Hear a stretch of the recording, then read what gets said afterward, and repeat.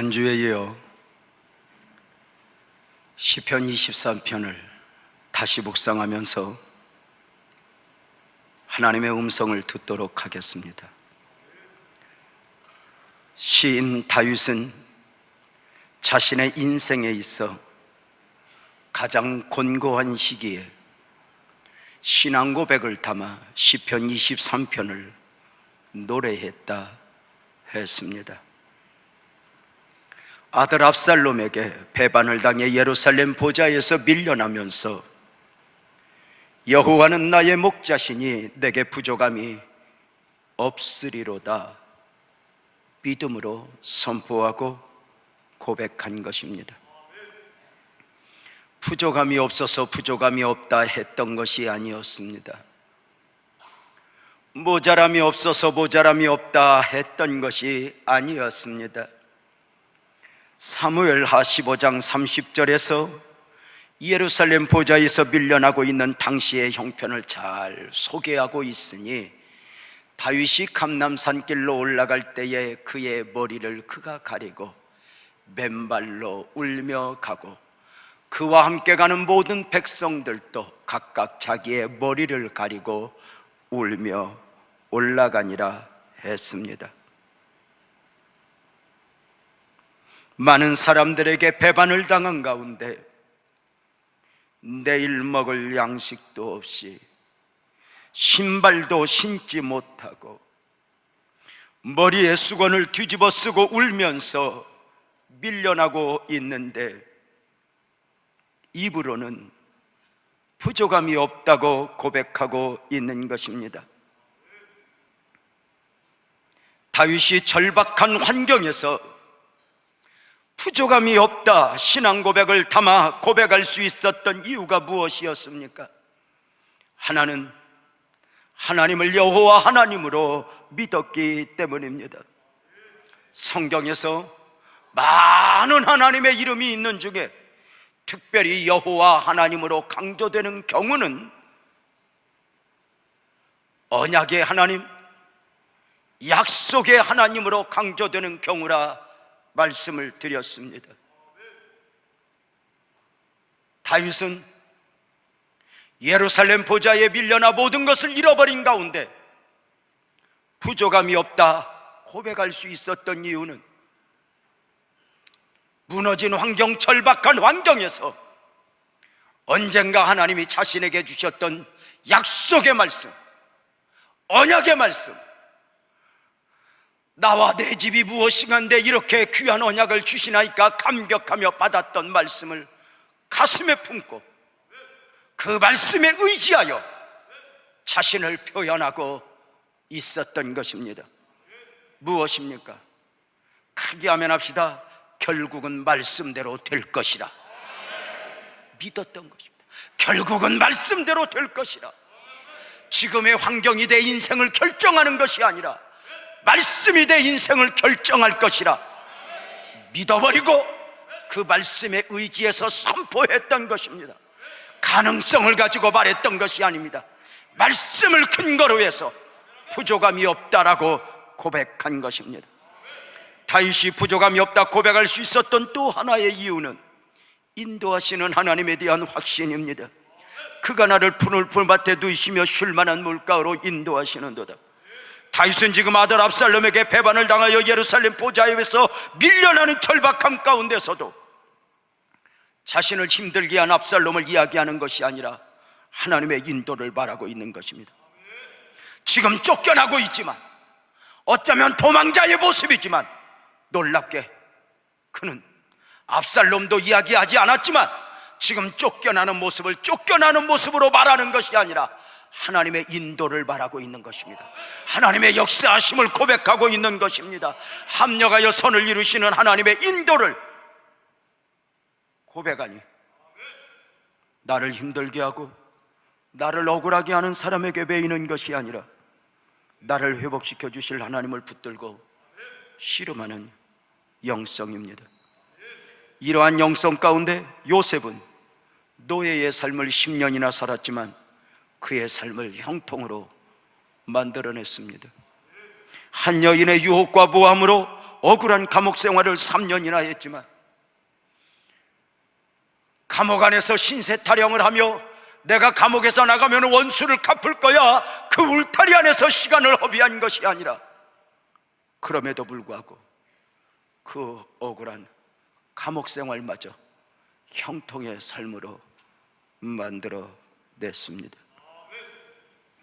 오늘 우리는 시인의 절박한 가운데 외쳐지는 또 하나의 고백을 보게 됩니다. 내 영혼을 소생시키시고 자기 이름을 위하여 의의 길로 인도하시는도다. 한번 따라서 합시다. 내 영혼을 소생시키시고. 놀랍게도 시인 다윗은 지금 자신을 힘들게 한 원수들을 멸해달라 기도하지 않았습니다.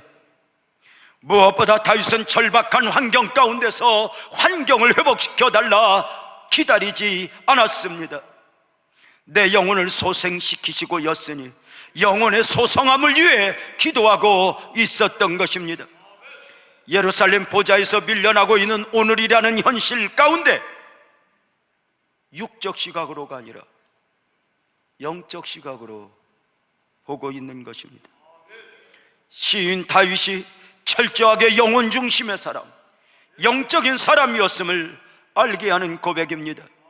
만 가지의 부족한 가운데 있지만 다시 다윗은 육신적 필요를 요구하지 않았습니다. 영적인 필요를 구했습니다. 안타깝게도 많은 사람들이 자신의 육신적 필요에는 민감하지만 이 영혼의 필요에는 둔감합니다. 아니, 영혼의 필요를 느끼기는 하지만 그 영혼의 필요는 늘상 육신적 필요 앞에 밀려나 버리곤 합니다. 성경은 사랑하는 자여 내 영혼이 잘된 같이 내가 범사에 잘되고 먼저 영혼이어야 함을 말씀하지만 사람들은 언제나 범사에 잘되기를, 육신적 삶이 강건하기를 우선하며 살아가고 있다는 것입니다. 성경이 말하고 있는 우선순위의 삶과는 전혀 다른 삶의 자세를 갖고 있는 것입니다. 마치 육신적 부여만 있으면 아무 문제가 없을 것으로 생각하고 있는 것입니다. 주님이 주시는 평안보다는 세상이 주는 육적 부여의 마음을 빼앗긴 채 살아가고 있다는 것입니다. 그래 사람들은 육신적 필요 앞에는 민감한 반응을 보이지만 영적인 필요에는 늘상 다음에 마음은 원이로든 육신이 약하도다 미루어지곤 합니다. 내 영혼을 소생시키시고. 시인은 육신의 절박한 환경 가운데서 영혼을 풍성하게 하실 하나님을 고백하고 있습니다. 아들 압살롬에게 배반을 당하여 예루살렘 보좌에서 밀려나고 있는 현실을 인식하지 못해서가 아닙니다. 내일 먹을 양식도 없이 신발도 신지 못하고 쫓겨남의 환경 가운데 울면서 그 길을 가고 있습니다. 그의 환경은 그로 하여금 울게 했습니다. 그의 절박한 환경은 그로 하여금 아파하게 했습니다. 모든 것이 무너졌습니다. 그러나 입술로는 여호와는 나의 목자시니 내가 부족함이 없으리로다 고백한 것은 바로 이런 원리입니다. 크게 아멘합시다. 나는 영적으로 무너지지 않으리라.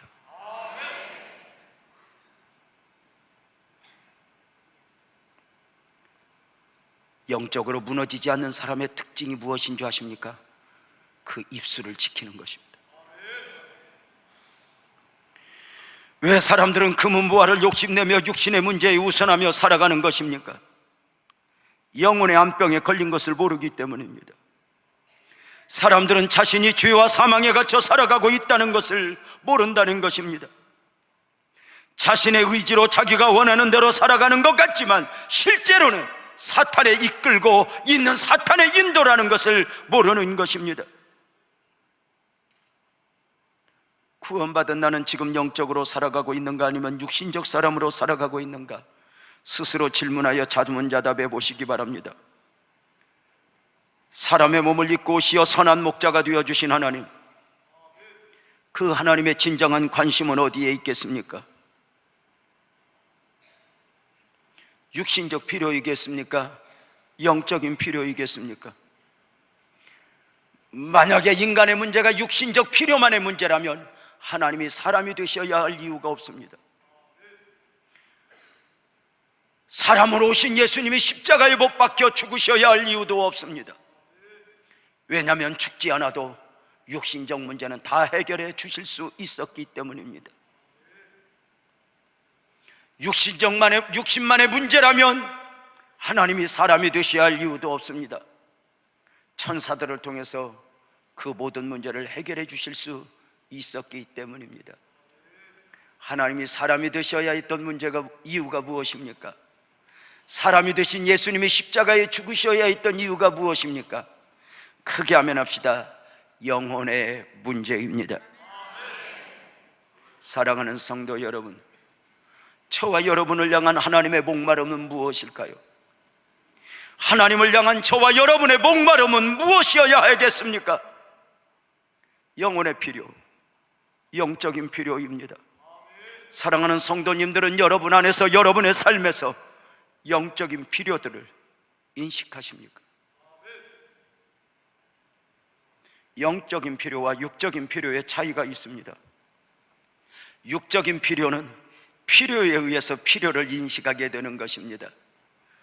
돈이 필요하면 돈이 필요하다, 건강이 필요하면 건강이 필요하다, 직업이 필요하면 직업이 필요하다, 배우자가 필요하면 배우자가 필요하다. 이렇게 육신적 필요는 눈에 보이는 것이 필요이기에 필요에 의해서 필요를 인식하게 됩니다. 그러나 영적인 필요는 보이지 않는 필요이기에 소유한 뒤에야 필요를 인식하게 됩니다. 구원받은 뒤에야 구원의 필요성을 인식하는 것입니다. 용서를 받은 뒤에야 용서의 필요성을 인식하는 것입니다. 하나님을 믿고 하나님을 만난 뒤에야 하나님의 필요를 인식하게 되고 말입니다. 인간이 사망 가운데 있었다는 것을 언제 깨닫게 됩니까? 영혼 구원의 생명을 얻은 뒤에 알게 되는 것입니다. 인간이 어두운 가운데 있었다는 것을 언제 알게 됩니까? 빛 가운데로 들어와 빛 가운데 거한 뒤에 알게 되는 것입니다. 다만 육적인 필요는 필요에 의해서 필요를 인식하지만 이것이 어느 정도 시간이 가면 또 다른 필요를 목말라 한다는 특징이 있습니다.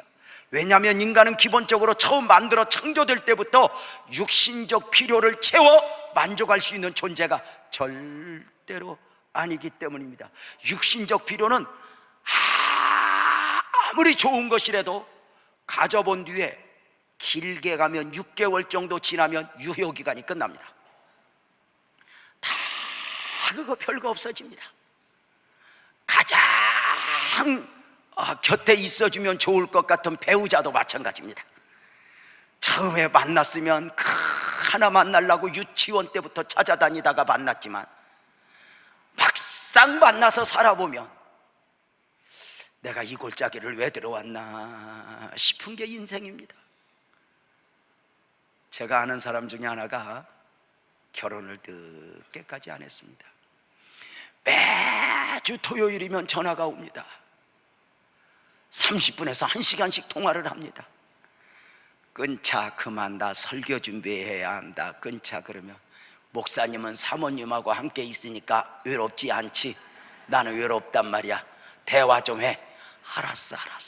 이걸 오랫동안 하는 중에 제 바람 중에 하나는 그놈 빨리 결혼하는 겁니다. 그래 이제 기도하죠. 주여 눈먼 거라도 걸리게 하여 주옵소서. 기도하는 중에 기적같이 결혼을 해서 얼마나 좋은지 6개월 동안 연락이 없어. 6개월 만에 메시지가 왔는데 뭐라고 왔는 줄 알아요? 목사님, 혼자 살 때는 외롭더니 둘이 사니 괴롭네.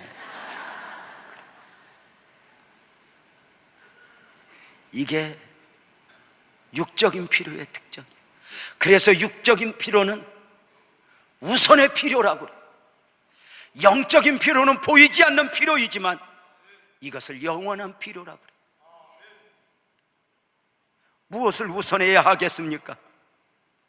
그러므로 구원받지 못한 사람들이 육적 필요에 매여 있는 것은 당연합니다. 교회는 나오지만 은혜 가운데 거하지 못한 분들이 육적 즐거움에 매이는 것은 당연하다는 것입니다. 그래 저들은 교회에 나와서 우리의 육적 필요를 채워주시오 하는 것입니다. 그러나 기독교는 본질적으로 사실은 세상이 원하는 것을 주는 곳이 아닙니다. 교회야말로 사람들이 원하는 것을 채워주는 곳이 아니다 그 말입니다. 사람들은 육적인 것을 원하지만 교회는 영적인 것을 주는 곳이기 때문입니다. 교회 밖에서 교회 안으로 들어오는 것도 엄청난 축복이지만 교회 안에 들어와서 육적인 것을 원하던 사람이 어느 날부터인가 영적인 것을 필요로 하고 영적인 것을 원하는 사람으로 바뀐다는 것은 아주 근원적 축복입니다. 육적인 것만을 원한다면 교회를 꼭 다녀야 할 이유가 없어지게 됩니다. 그래 육적인 것을 원하며 교회를 다니는 분들이 곧 실망하여 교회를 떠나게 되는 경우입니다. 사복음서 예수님의 제자들이 육적인 것을 원하며 배와 그물을 버리고 예수님을 따라다녔습니다. 육적인 것을 원하는 저들에게 예수님이 아무리 영적인 말씀을 전하셔도, 하늘의 비밀을 전하셔도 저들의 귀에 들어오지 않았습니다. 육적인 것을 끊임없이 원하던 저들은 예수님이 육적인 것을 주시는 분이 아니구나 알고는 이내 그들은 주님의 곁을 떠나버리고 맙니다. 결국 사복음 선언 내내 3년 반 동안 교회를 다녔지만, 예수님을 담임 목사로 신앙생활을 했지만 저들은 변하지 않았습니다. 원하는 것이 정리되어 있었기 때문입니다. 결국은 주님을 떠났습니다. 그리고 저들이 마가 요한의 다락방에 들어갔다 나온 뒤에, 성령의 사람이 된 뒤에, 영적인 사람이 된 뒤에 비로소 영적인 것의 방향을 잡으니, 이때부터는 40에 하나 감암매를 5번 맞아도 3번 태장으로 맞아도 죽었다고 수없이 내던져도 사나 죽으나 크게 하면 합시다. 주님의 것이요, 주님의 것이요, 바뀌어버린 것입니다. 복음의 진정한 가치는 육신적 필요를 넘어 영혼의 필요입니다. 하나님을 믿고 구원을 받은 사람이라면 그 인생의 가장 큰 가치가 무엇인가를 분명하게 인식해야 합니다. 오늘 시편 23편에서 만난 시인의 고백은 내 영혼을 소생시키시고 였습니다. 절박한 가운데 처하게 된 다윗이 왜 영혼의 회복을 우선하게 되었습니까? 우리가 보기에는 왕의 보좌가 회복되는 게 우선일 것 같고, 우리가 보기에는 먹을 것이 우선인 것 같은데 왜 시인은 영혼의 문제가 우선이었을까? 오늘 시인의 고백을 깊이 이해하기 위해서는 처음 창조된 인간의 본질, 곧 창조의 원형을 깊이 이해해야 할 필요가 있습니다. 이것을 이해하게 될 때 비로소 시인의 내 영혼을 소생시키시고 고백의 의미를 헤아려 알 수 있기 때문입니다. 처음 창조의 원형, 한번 따라 씁시다. 창조의 원형. 창조의 원형이라는 말을 이해하시겠습니까? 창조의 원형, 망가지기 전에, 무너지기 전에 인간이 어떻게 창조되었는가입니다. 사람은 처음부터 철저하게 영적 존재로 창조되었습니다. 창세기 1장 26절 27절 크게 한번 읽어보겠습니다. 시작. 하나님이 이르시되 우리의 형상을 따라 우리의 모양대로 우리가 사람을 만들고 그들로 바다의 물고기와 하늘의 새와 가축과 온 땅과 땅에 기는 모든 것을 다스리게 하자 하시고, 하나님이 자기 형상 곧 하나님의 형상대로 사람을 창조하시되 남자와 여자를 창조하시고입니다. 하나님의 형상대로, 하나님의 모양대로 사람이 창조되었다는 것입니다. 형상과 모양은 조금 이따 말씀을 드리기로 하고, 처음 사람 창조의 방법은 무엇이었습니까? 창세기 2장 7절 말씀 노기현 집사님 일어나서 크게 한번 읽어봐요. 여호와는 하나님이 땅의 흙으로 사람을 지으시고 생기를 그 코에 불어넣으시니 사람이 생명이 되니라. 아멘. 한 번 더 읽어봐요. 여호와 하나님이 땅의 흙으로 사람을 지으시고 생기를 그 코에 불어넣으시니 사람이 생명이 되니라. 아멘. 이 말씀 가운데 창조의 과정을 볼 수 있는데, 하나님은 하나님의 형상대로 하나님의 모양대로 먼저 사람을 지으셨습니다. 마네킹을 지으신 것이 아니라, 진흙덩이로 모양을 만든 것이 아니라 하나님의 형상대로 하나님의 모양대로 사람을 만드신 후에 그 코에 생기를 불어넣으셨으니 사람이 생명이 되었다, 이렇게 말씀을 드립니다. 사람이 생명이 되었다. 먼저 육적으로 창조되었던 인간이 하나님의 생기를 받음으로 영생하는 영적 존재가 된 것입니다. 육적으로 창조된 그 사람 안에 영생하는 영적 존재, 영적 생명을 담아 두신 것입니다. 보이는 육신의 생명을 가진 사람에게 또 하나의 영적 생명이 담겨지면서 바로 생명이 되니라 입니다. 처음 창조된 창조의 원형으로서의 사람은 사람이 아니라 생명이라 불리워야 했다는 것입니다. 사람은 사람인데 사람보다 한 단계 위, 바로 영적 존재로서의 생명입니다. 보여지는 사람을 넘어 영생하는 영적 존재가 되었으니 이 처음 사람을 창조의 원형이라 합니다. 보여지는 한 사람 안에 육적인 생명과 영적인 생명이 담겨 있으니 이것이 바로 창조의 원형입니다. 그렇다면 하나님의 형상, 하나님의 모양대로 창조되었다는 것은 무엇을 의미하는가 말씀을 드리겠습니다. 성경에서 말하고 있는 형상의 의미는 두 가지로 이해할 수가 있습니다. 형상의 첫 번째 의미는 실체로서의 형상이니, 실체라는 의미에서 형상은 바로 하나님의 형상, 곧 예수님. 예수님은 하나님의 실체, 하나님의 본체라는 것입니다. 고린도후서 4장 4절은 다 함께 한번 읽겠습니다. 시작. 그 중에 이 세상의 신이 믿지 않은 자들의 마음을 혼미하게 하여 그리스도의 영광에 복음의 광채가 비치지 못하게 함이니 그리스도는 하나님의 형상이니라. 자, 그리스도는 하나님의 형상이니라. 골로새서 1장 15절 말씀에 그는 보이지 아니하는 하나님의 형상이시요, 빌립보서 2장 6절에서 그는 근본 하나님의 본체시나, 이렇게 말씀합니다. 무엇을 말씀하고 있는 것입니까? 하나님의 형상, 하나님의 실체, 하나님의 본체로서 바로 크게 하면 합시다, 예수님은 곧 하나님이라는 것입니다. 예수님이 직접 하신 말씀을 볼까요? 요한복음 10장 30절에 이렇게 말씀합니다. 나와 아버지는 하나이니라 하신대.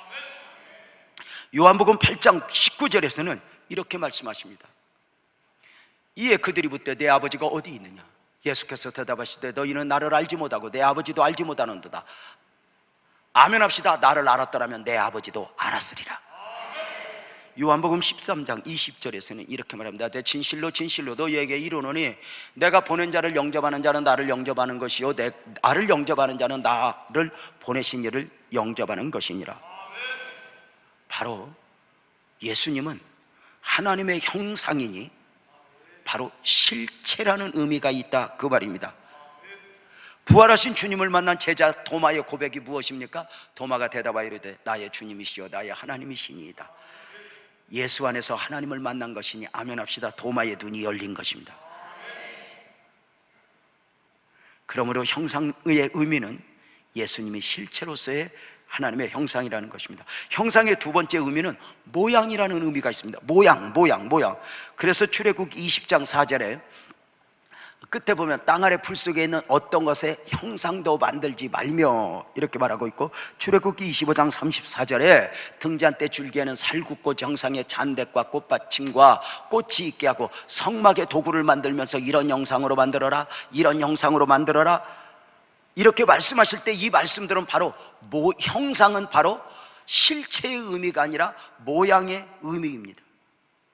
그러므로 하나님께서 사람을 하나님의 형상대로 창조하셨다는 것은 하나님의 실체나 본체로 또는 동등됨으로 창조하신 것이 아닙니다. 하나님께서 본체의 형상이신 예수님처럼 만약에 사람을 만드셨다면 사람은 죄를 지을 수가 없습니다.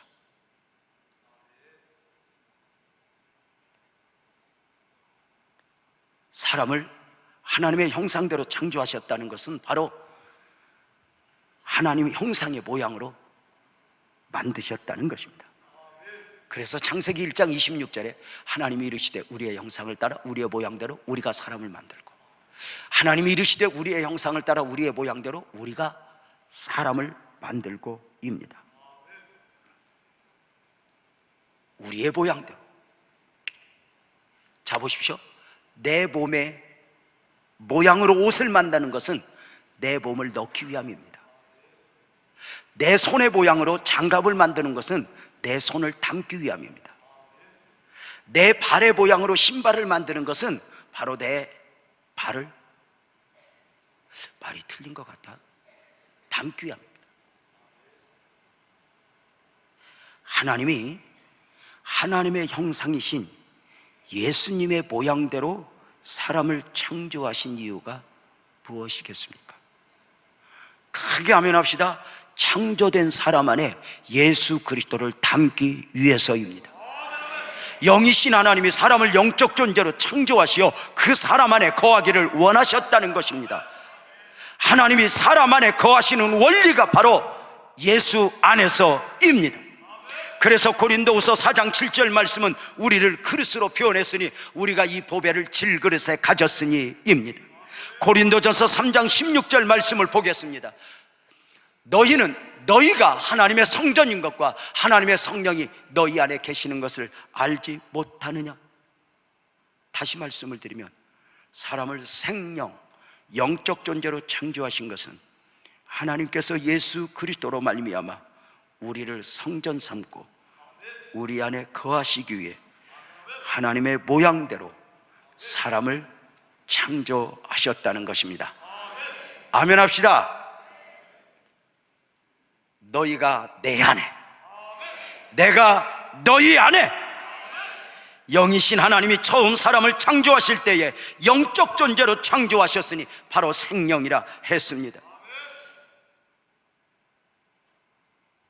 사람 창조는 사람을 넘어 특별한 존재로의 창조이니 하나님과의 영적 교제를 위해 창조된 것입니다. 하나님의 창조물로서의 사람은 오직 하나님 안에서만이 본질적 가치가 있습니다. 인간이 하나님을 떠나게 되면 생명으로서의 가치를 잃어버린 사망적 존재가 될 뿐입니다. 생기를 불어넣기 전에 육신적 사람으로 말입니다.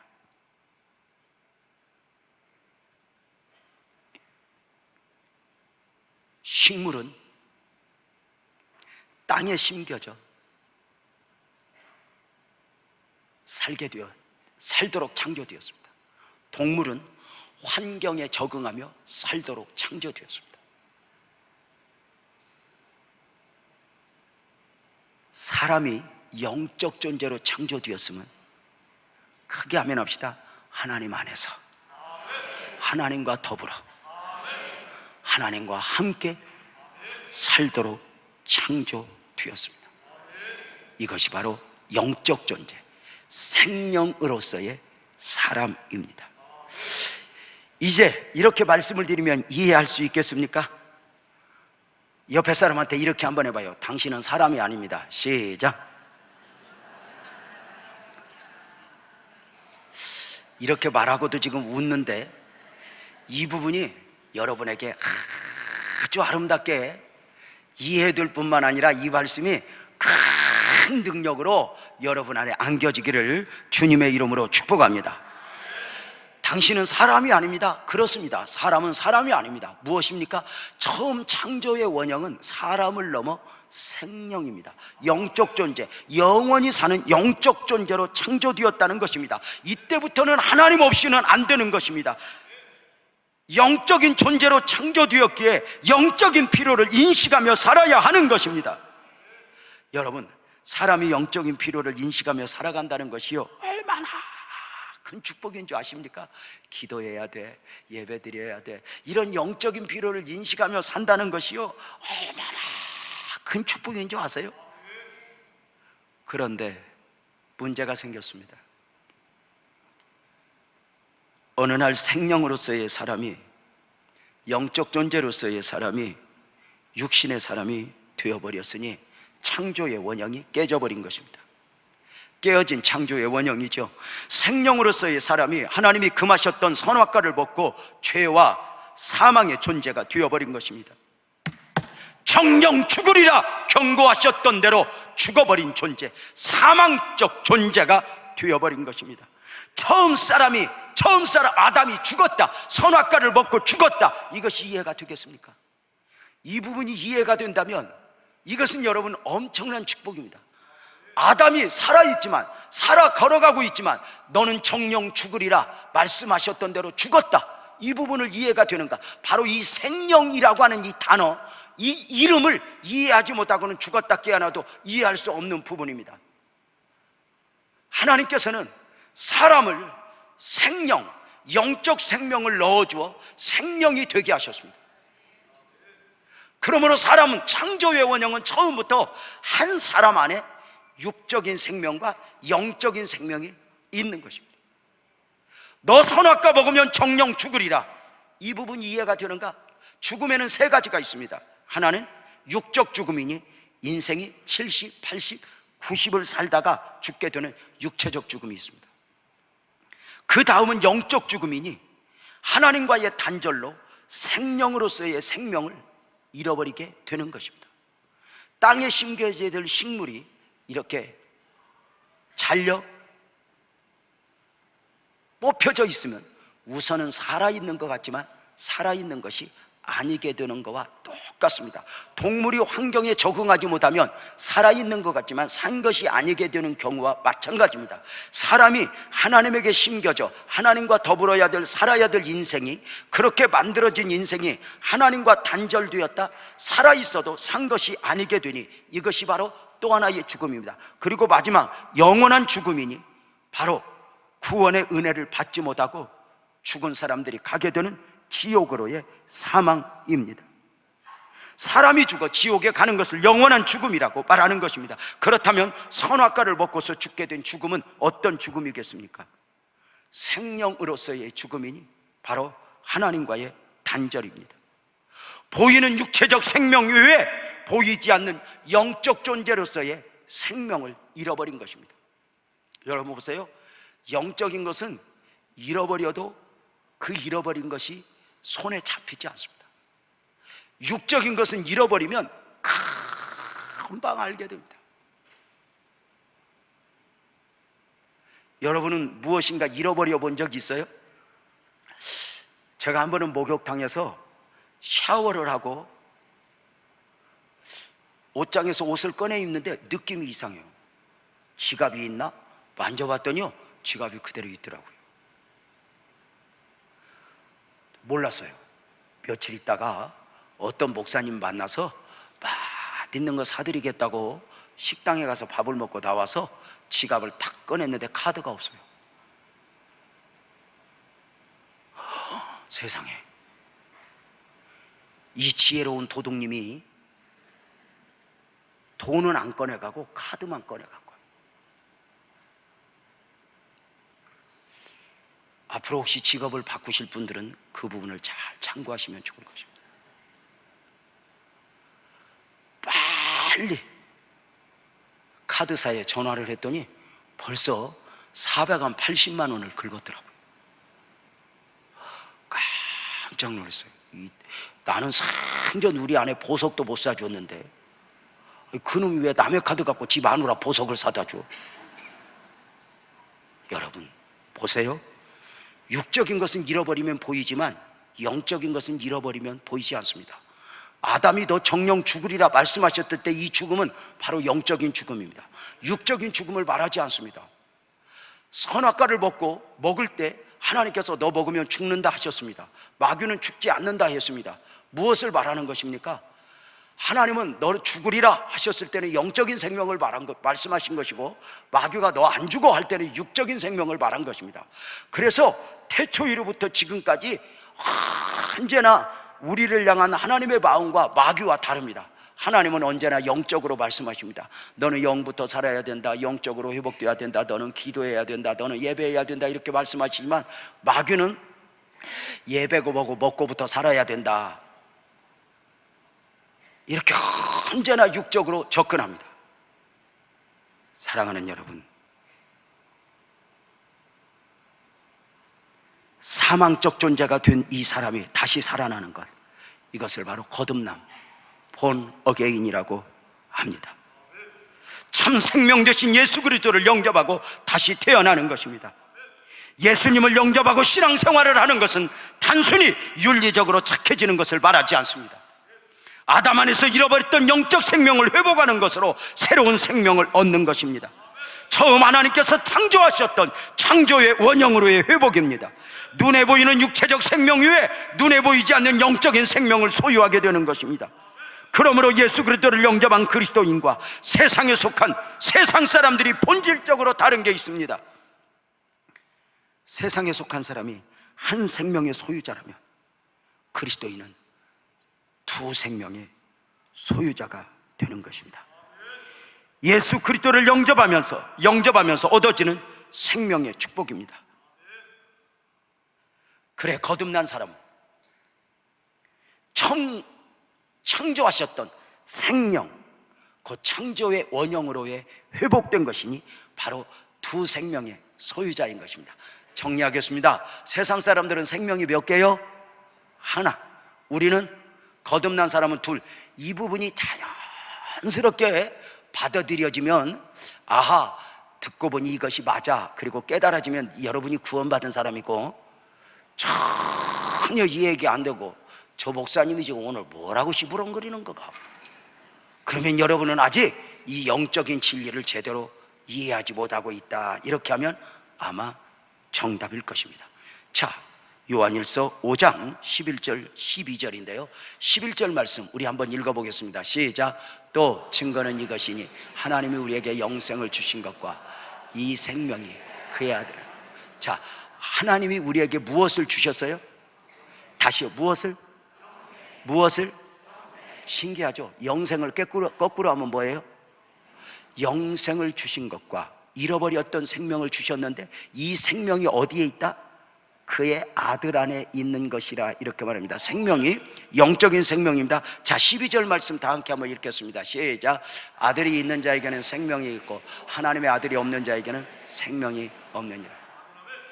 둘이 길을 가도 한 사람이 예수를 믿는 사람이고 한 사람이 믿지 않는 사람이라면 둘이 길을 가는데 한 사람은 생명이 없고 한 사람은 생명이 있다는 것이니 이걸 바로 영적인 생명이라고 말을 합니다. 그래서 우리는 죄와 사망에서 자유하여 생명을 얻은 자이고, 세상에 속하여 있는 사람은 아직도 죄와 사망으로 죽은 자입니다. 그럼에도 불구하고 영적인 것은 깨달은 뒤에 아는 것입니다. 알고 나서 깨닫는 것입니다. 소유한 뒤에 깨닫는 것입니다. 그래서 세상 사람들 보고 당신 죽은 사람이야 그랬다가는 아주 대가를 지불할 것입니다. 보여지는 생명은 똑같지만 보이지 않는 영적인 또 하나의 생명을 소유한 자가 되는 것입니다. 자, 예수님을 그리스도로 영접하신 분은 크게 아멘 합시다. 그러면 여러분은 사람처럼 살면 안 되고 사람 이상의 사람, 곧 영적 존재로 삶을 살아내야 합니다. 용서를 7번까지 하는 것은 사람으로서의 최고의 인격일 수 있습니다. 그러나 사람 이상의 사람은 70번씩 7번이라도 용서해야 한다는 것입니다. 사람이라면 오른편 뺨을 맞았을 때 누구 때문이야 무엇 때문이야 해야 하지만, 생명으로서의 영적인 사람이라면 돌려대야 하는 것입니다. 육적 사람으로서는 죄의 바다에 빠지는 것이 당연하지만 생명으로서의 영적인 사람은 죄의 바다에 빠지면 안 되는 것입니다. 누가 나를 미워한다 하여 미움의 바다에 빠지고, 누가 내게 손해를 입혔다 하여 그 손해라는 억울함의 바다에 빠져서는 안 되는 것입니다. 세상에 속한 사람들과 우리 그리스도 안에 있는 사람들은 본질적으로 달라야 합니다. 세상에 속한 사람들은 한 생명, 바로 육체적 생명만을 소유한 사람입니다. 그래서 저들은 육체가 중심이고 육체적 만족을 위해 삶을 살아갑니다. 그렇게 세상에 속한 사람들은 한 생명, 육체적 만족만 있기에 육체적 만족을 위해서 살아도 아무 문제가 없습니다. 세상에 속한 사람들은 영적 생명이 없기에 육적 만족만을 위해 살아도 충분히 행복할 수 있습니다. 다만 언제까지? 죽어 있는 줄도 모르고 죽어 있니 바로 육체적 죽음이 있기까지입니다. 영원한 죽음을 만나기까지입니다. 거듭나지 못한 사람은 육체적 삶을 살다가 영원한 죽음, 미안하지만 지옥의 심판에 이르게 됩니다. 문제는 이것을 아무리 설명해도 육신적 사람은 이해할 수 없다는 것입니다. 영적인 것들은 소유한 뒤에 필요를 인식하게 되는 것이기 때문입니다. 우리는 아는데 저들은 모르는 것입니다. 예수 그리스도를 영접한 그리스도인들은 두 번 난 사람들이라 말씀을 드렸습니다. 세상에 속한 사람들과 달리 또 하나의 생명, 영적 생명을 소유한 사람들인 것입니다. 창조의 원형으로 회복되었으니 영원한 지옥 심판이 필요 없게 되는 겁니다. 자, 세상 사람들은 생명이 몇 개? 하나. 우리는 두 개. 그래서 이런 말씀 혹시 아세요? 한 번 나면 두 번 죽고 두 번 나면 한 번 죽는다. 시작. 다시 크게 해야 됩니다. 시작. 한 번 나면, 어머니 뱃속에서 한 번 태어난 사람은, 두 번 난 경험이 없이 한 번 태어난 사람은 몇 번 죽는다? 두 번 죽는다. 7, 80, 90을 살다 죽는 육체적 죽음과 더불어 영원한 멸망, 지옥에 가는 것을 사망이라고 하니 바로 이게 두 번 죽는 겁니다. 그러나 두 번 난 사람, 어머니 뱃속에서 한 번 태어나고 또 한 번은 예수님을 믿어 예수 안에서 생명을 얻은 사람은 두 번 났으니 한 번 죽는다, 그 말입니다. 언제? 육체적 죽음만 있지 다시는 그에게 죄와 사망이 없으니 영원한 천국으로 가게 되는 줄로 믿으시기를 주님의 이름으로 축복합니다. 육신적으로 한 번 태어나면 두 번 죽는 것이니 바로 영원한 죽음입니다. 이 말씀에 대하여 요한복음 3장 3절을 통해 예수님이 이렇게 말씀하셨습니다. 예수께서 대답하여 이르시되 진실로 진실로 내게 이르노니 사람이 거듭나지 아니하면 하나님 나라를 볼 수 없다. 거듭나지 아니하면 하나님 나라를 볼 수 없다. 사랑하는 여러분, 예수님을 영접하신 분 크게 아멘 합시다. 여러분은 거듭난 사람임을 믿으면 아멘 합시다. 거듭난 그리스도인들은 육신적 사람같이 살지 말고 영적 존재로 삶을 살아내야 됩니다. 거듭난 그리스도인들은 육체적 생명 중심의 삶이 아니라 영적 생명 중심의 삶을 살아내야 합니다. 육체적 생명만을 가진 사람은 땅의 것으로 충만해야 삶을 가치를 느끼지만 영적 생명으로 회복된 그리스도인들은 영적 충만, 영적인 것은 우선하여 삶을 살아내야 하는 것입니다. 육은 육으로 만족이고 영은 영으로 만족입니다. 여러분이 이미 예수님을 믿고 새로운 생명, 영적인 생명을 소유한 뒤로는요, 아무리 세상 것으로 채워도 아닙니다. 우리는 생명이 두 개입니다. 자, 묻겠습니다. 세상 사람들은 생명이 몇 개? 하나. 우리는? 자, 묻겠습니다. 그러면 세상 사람들이 사는 게 쉬울까? 우리가 사는 게 쉬울까? 전혀 지금 답은 나와 있는데 여러분들이 답을 않기로 지금 작정을 한 것입니다. 다시 묻겠습니다. 세상 사람들이 살기가 쉬울까요? 우리가 살기가 쉬울까요? 세상 사람들이 사는 것이 어쩌면 훨씬 재밌게 삽니다. 왜냐하면 저들은 육체적 만족만을 추구하며 살면 되기 때문입니다. 영혼의 소리 같은 건 듣지 못하기 때문에 한 생명만 만족시켜야 됩니다. 우리는 산다는 게 이게 쉽지 않습니다. 우리는 생명 몇 개를 만족시켜야 돼. 두 개를, 육체적 생명을 만족시켜야 하니 직장도 다녀야 하고 돈도 벌어야 하고 먹여야 하고 마셔야 하고 옷도 입혀야 하는데, 또 영적인 생명까지 또 만족시켜야 되니 예배도 드려야 하고 철야 기도도 나와야 되고 새벽 기도도 나와야 되고, 이래야 만족 얻는 생명이란 말이야. 그래서 여러분, 영적인 사람이 영적으로 충만하지 않으면 세상 사람 앞에서 그 얼굴이 곤고해져. 제가 참 재미있는 것은, 제가 저 안양 갈멜산 기도원에 가끔 설교하러 가는데 보면 많은 분들이 그 유원지 길로 걸어 올라가는데 두 종류의 분들이 있어요. 한 종류의 사람들은 니꾸사꾸를 베고 등산 가는 거예요. 한 종류의 사람들은 가방 툭 쳐진 거 들고 기도원에 오는 거예요. 퀴즈, 누가 행복하게 보일까? 야, 니꾸사꾸 베고 등산을 가는 사람은요, 얼굴에 힘이 넘칩니다. 내가 저 산을 정복하리라. 내가 저 산을 정복하리라. 막 힘있게 간다. 갔다 올 때도 얼마나 기운이 넘치는지, 또 내려오다가 또 기분 좋아 술 한잔 먹고 얼굴이 주님으로 충만해가지고 삶의 기운이 넘칩니다. 기도원 가는 분들은 또 가. 오늘은 강사가 누굴까? 은혜는 될란가 모르겠네. 이러고 옵니다. 이게 산다는 게 쉬운 게 아닙니다.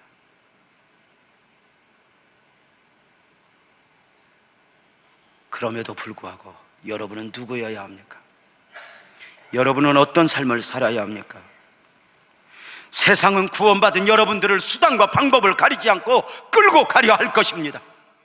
영적인 은혜를 뒤로하고 세상 재미에 취하게 만들어버릴 것입니다. 애굽에 나와서도 애굽을 그리워하며 가나안의 축복을 아무것도 아닌 것으로 만들어버리듯이, 온갖 세상이 주는 기쁨들은 여러분의 최고의 가치였던 영적인 은혜들을 초라하게 만들 것입니다. 기도하지 않고는 살 수 없었던 사람을 기도하지 않아도 살 수 있는 사람이 되게 하는 것입니다. 예배하지 않고는 살 수 없었던 사람을 세상이 끌고 가 세상을 예배하는 사람이 되게 할 것입니다. 보이는 부분만 보면 세상으로 가서 육적으로 내가 즐기고 내가 사는 것 같아도 죄송하지만 마귀에게 유린당하는 삶임을 알아야 할 것입니다. 선부성전에 있을 때 권사님 한 분이 저에게 찾아왔습니다. 오랜 날 동안 전도하고 교회와 더불어 살던 이 권사님이 부부 사이에 조금 충돌이 있어지면서 오랜 날 동안 남편의 변화를 위하여 기도하던 그가 때가 됐는데도 그게 이루어지지 않았다 싶었는지 저에게 이렇게 이야기했습니다.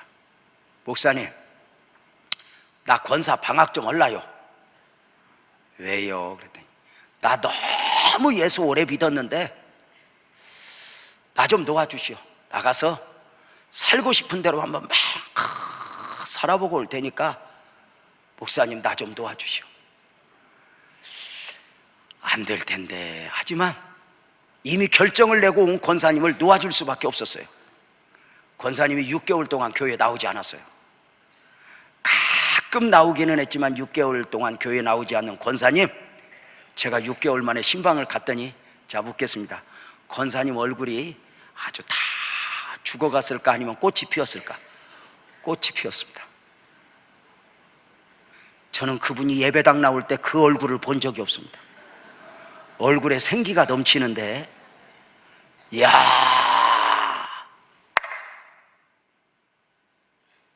권사님 뭐가 이렇게 행복해? 그랬더니 목사님, 나는 예수만 믿어야 되는 줄 알았더니 세상도 이렇게 재미있더라고요. 목사님 내가 조금 있다가 다 갈 테니까 그런 줄 아시오. 안 될 텐데. 여러분 그렇게 세상 재미에 취하면요, 참, 이 육을 가진 사람이 영적인 것을 추구하며 산다는 게 얼마나 어려운지 아십니까? 육적인 것으로 보이는 것에 매여 살아야 하는 사람들이 보이지 않는 것을 추구하며 살아야 한다는 것이 얼마나 어려운지 아십니까? 우리들이 이렇게 금요 철야 마치고 집에 가다 보면 우리만 철야하는 줄 알았더니 호프집 앞에서 통닭과 더불어 그 물잔, 그 노란 물잔 맥주도 마시면서 내가 우리 교인들이 행복한가 그들이 행복한가 보니까 그들이 훨씬 행복해. 그들은 조는 사람이 없더라고.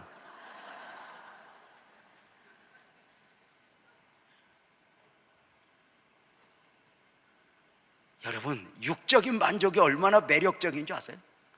그 권사님 6개월 딱 떠났습니다. 무너지는데 한순간이었던 것은 1년 안에 부부가 이혼했고 1년 안에 미안하지만 그가 산더미처럼 쌓아놓았던 재산도 무너졌고 그는 할 수 없이 멀리 지방으로 울면서 갔습니다. 영적인 것을 추구해야 할 그를 세상이 얼마나 끌고 가는지 아십니까? 애굽의 바로가 이스라엘 백성들을 빼앗겼지만 놓지 않듯이 얼마나 그리하는지 아십니까? 구원받은 여러분은 누구여야 합니까? 이제 본문으로 돌아가 시인의 고백을 다시 보도록 하겠습니다. 내 영혼을 소생시키시고입니다. 시인은 모든 것이 무너진다던 삶 가운데서 내 영혼을 소생시키시는 하나님을 고백하고 있습니다. 보여지는 육신적 삶이 무너졌는데 시인은 영혼의 문제를 이야기하고 있는 것입니다. 시인이 말하고 있는 내 영혼을 소생시키시고의 소생은 다시 사는 것을 말하지 않습니다. 히브리어 슈브로 회복을 말하는 것입니다. 병든 자가 회복될 때 슈브입니다. 시인은 내 영혼을 살리시고가 아니라 내 영혼을 소생시키시고 고백했습니다. 무엇입니까? 시인 다윗은 이미 영혼이 회복된 사람이었습니다. 시인 다윗은 이미 구원받은 사람이었습니다. 영적인 생명을 소유한 자였습니다. 하나님의 사람 다윗이 절박한 가운데서 내 영혼을 소생시키시고 했던 이유가 무엇입니까? 그동안 정치적으로 살아왔고 많은 전쟁을 해야 하는 육신적 삶 가운데서 그 영혼이 침체되어 있었던 것입니다. 영적 생명으로 메말라 버렸던 것입니다. 구원받은 사람이었던 그가, 영적 생명을 소유한 그가 정치적으로 살다 보니, 전쟁터에 살다 보니 영혼이 황폐해져 버렸고 메말라져 버린 것입니다. 제가 이번에 지방의회 선거를 앞두고요 많은 분들을 만났습니다. 도지사 후보님들, 시장 후보님들, 또는 시의원 후보님들, 도의원 후보님들, 뭐 이렇게 막 생각지 않게 높은 분들을 많이 만나게 됐는데요, 그렇게 믿음 좋으셨던 장로님, 집사님들이 토론할 때 보니까 너무 메말라 버렸고 불쌍하더라고요. 그냥 그 표 목사님 나 찍으실 것이죠. 또 찍어달라고 해서 저는 투표하러 들어가서 이 사람을 찍어야 되겠다 확실하게 정해진 분이 없으면 다 찍어줬습니다.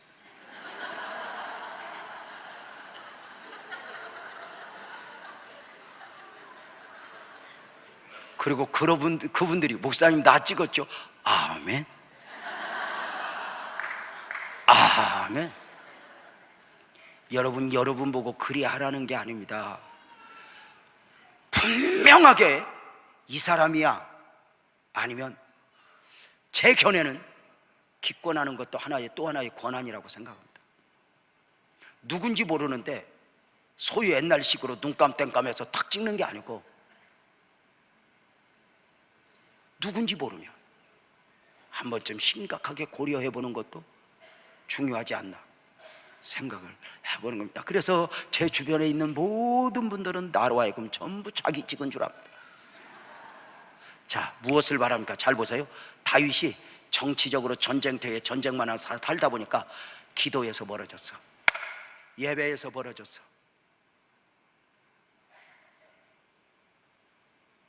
그런데 그렇게 영적으로 메말라 있을 때 여인의 유혹이 눈에 들어온 거예요. 그렇게 메말라 있을 때 아들 압살롬의 배반으로 예루살렘 보좌에서 밀려나 육신적을 다 잃어버린 것입니다. 아들 압살롬에게 배반을 당하여 예루살렘 보좌에서 밀려 쫓겨나면서 다윗은 비로소 영적으로 아차 싶었던 거예요. 영적 잠에서 깨어나는 순간이에요. 영적 잠에서 깨어나고 보니 예루살렘 보좌를 잃어버리는 육신적 문제는 문제가 아니었던 거예요. 이 엄청난 육신적 고난은 영적 회복으로의 하나님이 주신 축복의 기회였다는 거예요. 모든 것을 잃어버린 시인에게 있어 소원은 영적 회복이었어요. 시인은 삶의 고통 가운데서 육체적인 삶, 환경의 회복을 갈망하지 않았습니다. 내 영혼을 소생시키시고 내 영혼을 소생시키시고 시인은 그 영혼이 회복되었습니다. 회복되어진 가운데 그는 이렇게 노래했습니다. 여호와는 나의 목자시니 내가 부족함이 없으리로다. 그가 나를 푸른 풀밭에 두시며 쉴만한 물 가운데로 인도하시는도다. 내 영혼을 소생시키시고 영혼이 회복되고 보니 모든 것을 잃었지만 모든 것을 얻은 사람처럼 부족함이 없다고 고백합니다. 영혼이 회복되고 보니 자신을 망하게 한 압살롬이 아니라 인도하시는 하나님이 보이는 것입니다. 영혼이 회복되고 보니 영적 중심의 삶이 얼마나 소중한 것인가를 알게 됩니다. 요한 사도는 요한 3서 2절에서 이렇게 말했습니다. 사랑하는 자여 내 영혼이 잘된 같이 먼저 영혼이 잘 되어야 한다는 것입니다. 성도님들은 영혼 중심의 삶을 살아가고 있습니까? 아니면 이미 영적 생명을 소유한 사람임에도 불구하고 육적 중심의 삶을 살아가고 있습니까? 여러분은 누구여야 합니까? 어디에 마음을 두고 있습니까? 혹시 영적인 하나님의 음성을 외면하고 세상이 이끄는 대로 육적 삶에 자신을 내어 맡기고 있는 것은 아닙니까? 여호와는 나의 목자시니 내가 부족함이 없으리로다. 나는 여러분 모두에게 이런 영적인 고백이 있어지기를 주님의 이름으로 축복합니다. 혹시 성도님들이 지금 영혼의 잠을 자고 있지는 않습니까? 그렇게 영적이었던 여러분을 끌고 가려는 세상에 여러분을 내어 맡긴 채 이런들 어떠하리 저런들 어떠하리 하면서 세상에 끌려가고 있지는 않습니까? 에베소서 5장 18절은 단호하게 말합니다. 술 취하지 말라. 이는 방탕한 것이니 오직 성령의 충만함을 받으라. 그리스도인인 여러분이요, 지금 세상의 주에 비틀거리고 있는 것은 아닙니까? 여러분은 누구여야 합니까?